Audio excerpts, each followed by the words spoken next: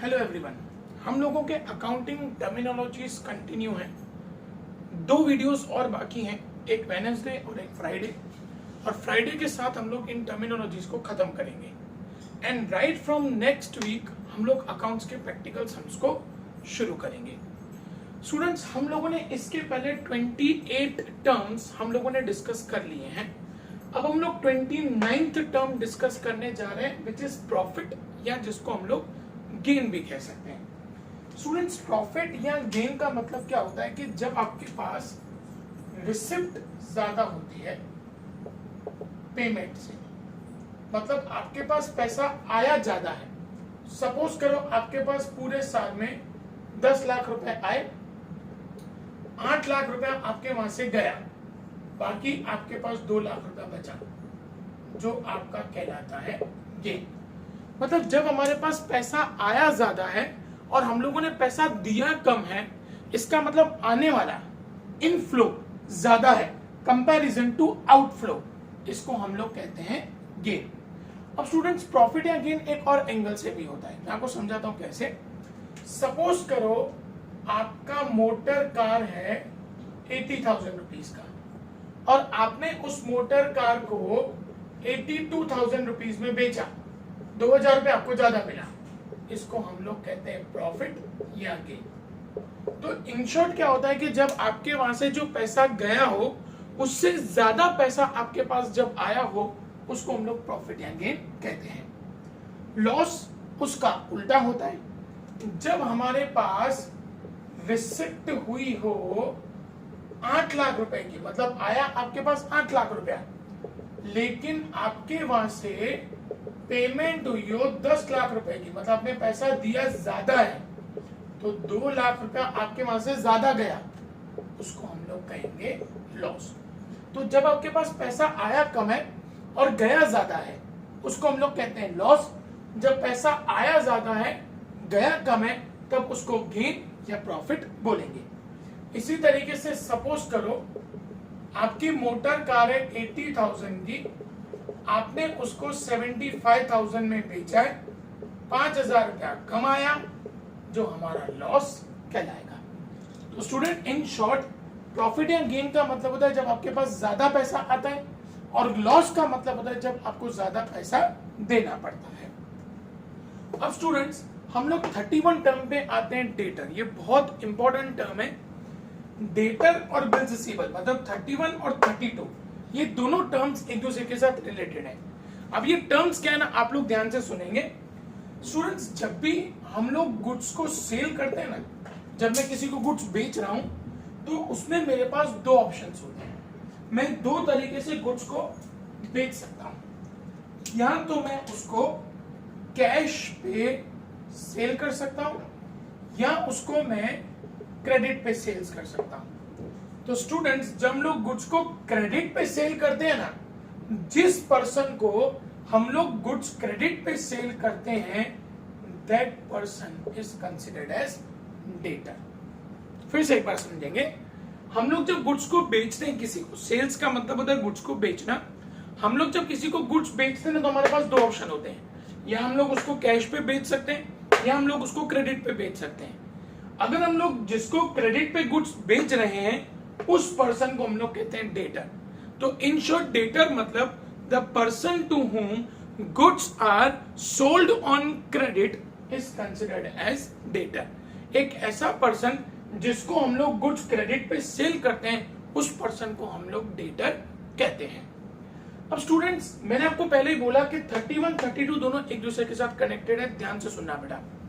Suppose करो मैंने mister A को गुड्स क्रेडिट पे सेल किए 50,000 रुपए में। 50,000 रुपए के गुड्स मैंने मिस्टर ए को क्रेडिट पे सेल किए, मतलब मिस्टर ए मेरे लिए क्या बने, डेटर बने। अब मैंने उनको क्रेडिट पे गुड्स सेल किया, मिस्टर ए बोलते हैं कि वो मेरे को 1 महीने के बाद पेमेंट देंगे। अब क्या गारंटी कि वो 1 महीने के बाद पेमेंट देंगे, भाग जाए तो मैं क्या करूंगा, फॉर माई सेफर साइड मैं उनके ऊपर बिल लिखूंगा। ये गवर्नमेंट अप्रूव्ड होता है।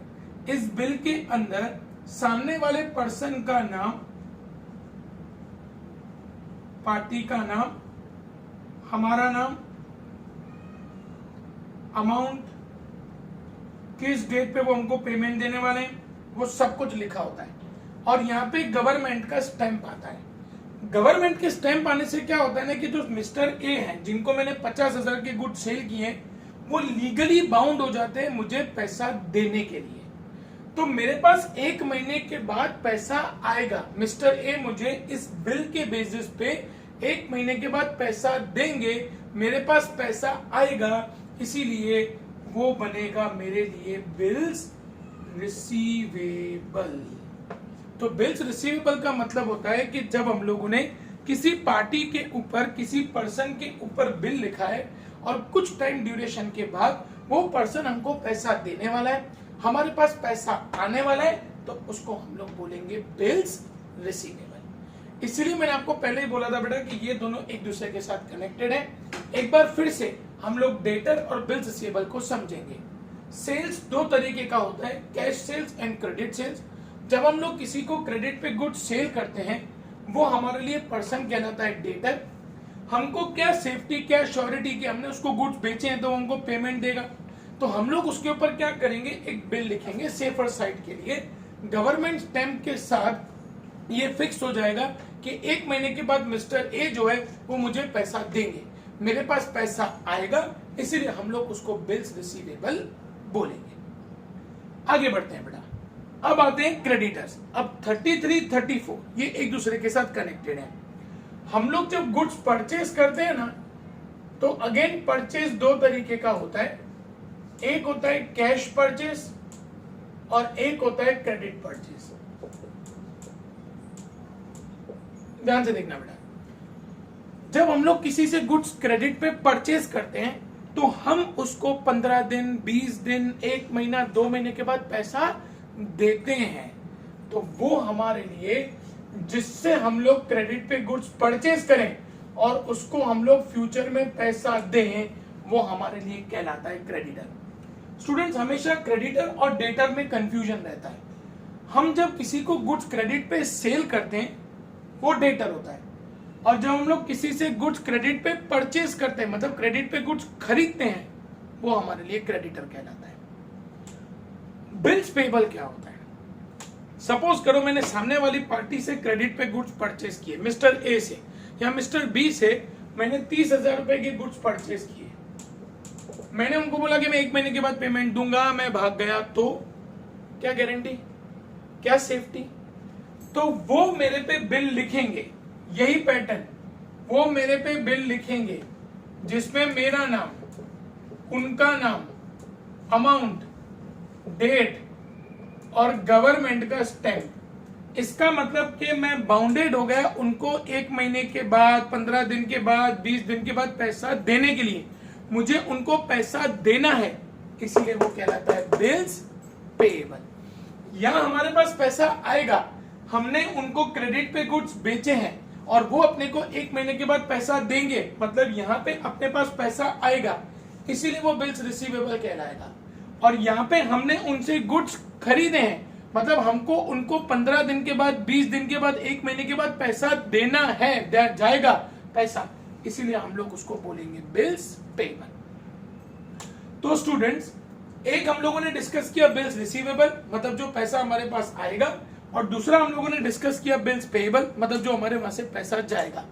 फिर हम लोगों ने डिस्कस किया डेटर, जिसको हम लोग क्रेडिट पे गुड्स सेल करें, that person is considered as debtor, and when you are purchasing goods on credit, the person is considered as creditor.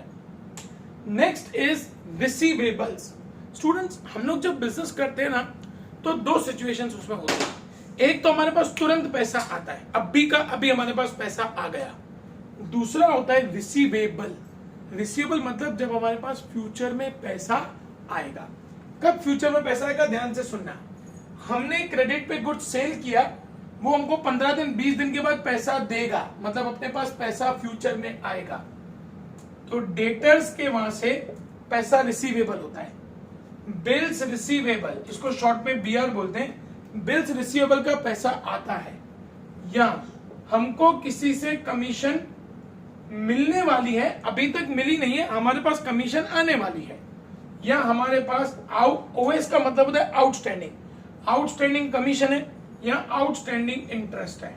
हमारे पास कहीं से भी फ्यूचर में पैसा आने वाला है, डेटर के वहां से आने वाला है, बिल्स रिसीवेबल का पैसा आने वाला है, कमीशन का पैसा आने वाला है, इंटरेस्ट का पैसा आने वाला है, उसको हम लोग कहते हैं रिसीवेबल। इसी तरीके से पेबल, पेबल मतलब जो अपने को पैसा देने का है, जैसे कि क्रेडिटर को पैसा देने का है अपने को, बिल्स पेबल को अपने को पैसा देने का है, आउटस्टैंडिंग कमीशन हमको किसी को कमीशन का पैसा देना है, आउटस्टैंडिंग इंटरेस्ट का पैसा देना है, हमको किसी को सैलरी देनी वर्कर को बाकी है, तो ये सारा का सारा हमारा पेबल्स कहलाता है।